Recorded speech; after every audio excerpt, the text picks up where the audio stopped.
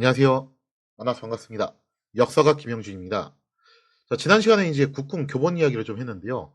국궁에는 사실 정식 교본이 없다고 봐야 돼요. 있기는 있는데 그게 이제 중국에서 제작한 걸 번역을 해서 가지고 온 거고, 막상 이제 우리나라 국궁, 대한국궁협회에서는 이걸 표준 교재로 쓰질 않습니다. 사법이 다 활터마다 제각각 그렇게 달라요.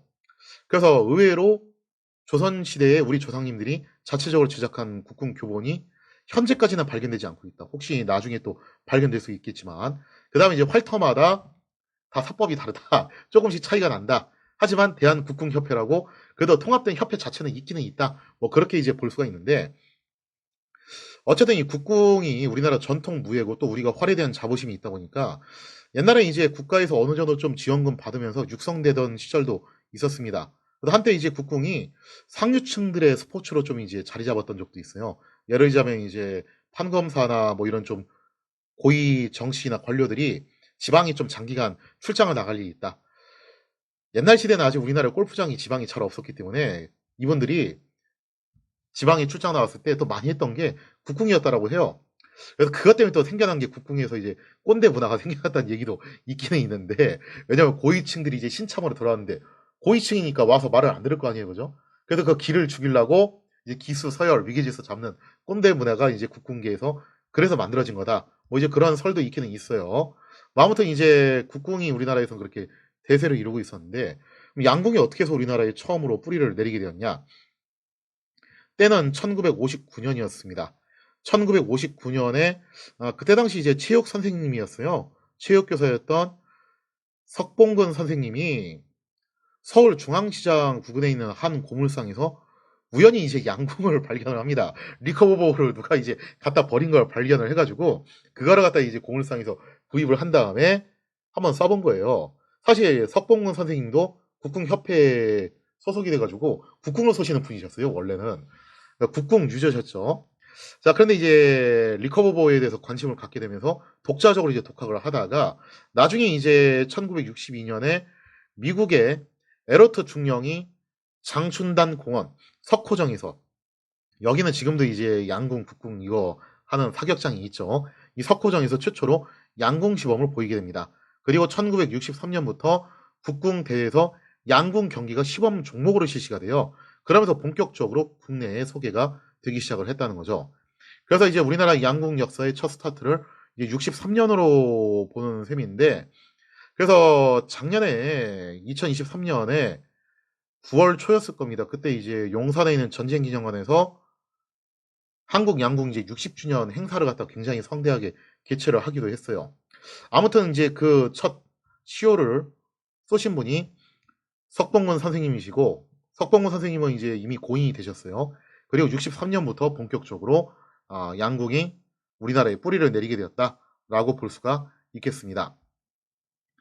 자, 그런데 이때 당시 이제 양궁협회가 만들어지긴 했는데, 양궁협회에는 사실상 이제 국궁협회 산하에 그렇게 들어가게 돼요.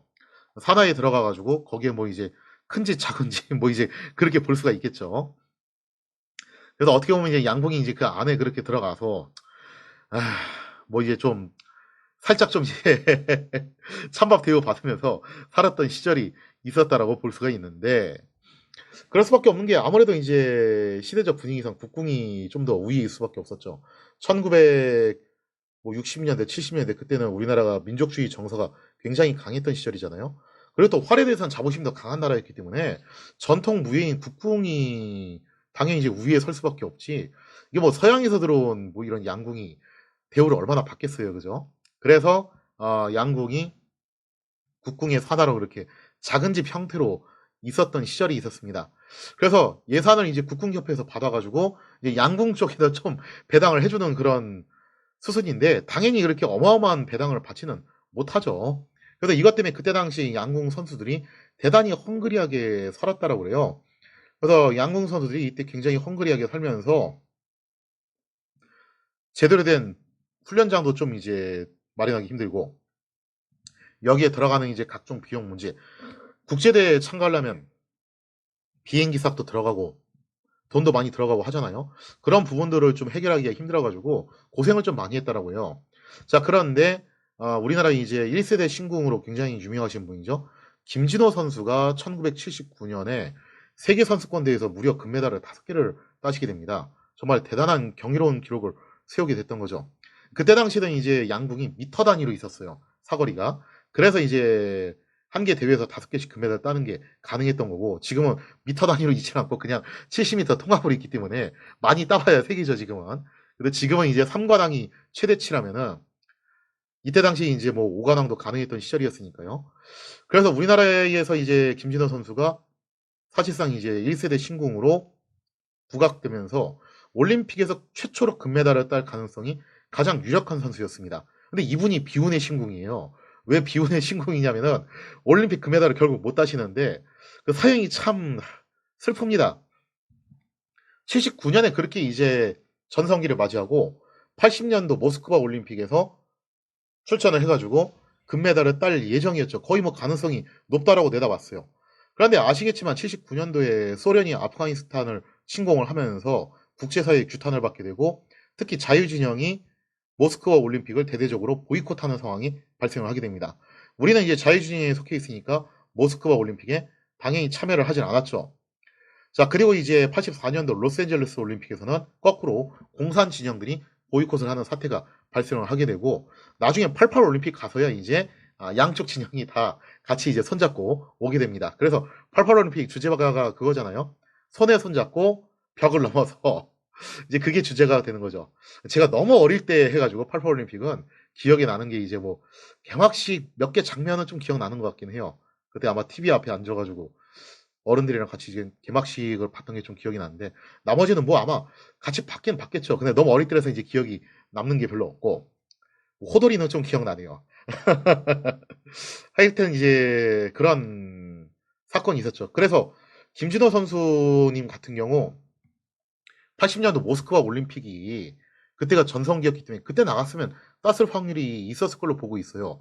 근데 안타깝게도 80년 모스크바 올림픽이 보이콧되면서 못 나가시게 되고 김진호 선수님이 84년도 로스앤젤레스 올림픽에 나가시기는 하는데 여기서 이제 뜻밖의 복병을 만납니다. 복병을 만나는 바람에 결국 이제 금메달 획득에 실패를 하시게 돼요. 네. 그래서 그런 좀 이제 슬픈 사연이 있으셔서 김진호 선수님이 비운의 신궁으로 그렇게 이제 불리긴 하지만 어쨌든 우리나라 이제 1세대 신궁으로 굉장히 이제 유명세를 날리시게 된 분이 바로 김진호 선수님이십니다. 자, 근데 아무튼 이때 당시 김진호 선수님이 모스크바 올림픽은 뭐 이제 날 샜고 LA 올림픽을 대비하기 위해서 누구를 찾아가게 되냐면은 당시 이제 현대그룹의 회장님이신 정주영 회장님을 찾아갔다라고 해요. 찾아가서 양궁을 좀 도와달라고 그렇게 이제 요청을 했다라고 하는데 자, 이렇게 해서 이제 양궁과 그 유명한 현대일가 사이에 인연이 시작됩니다. 그럼 본격적으로 현대일가와 양궁 사이에 인연이 어떻게 전개될 것이냐 거기에 대한 이야기는 다음 시간에 이어서 계속하도록 하겠습니다.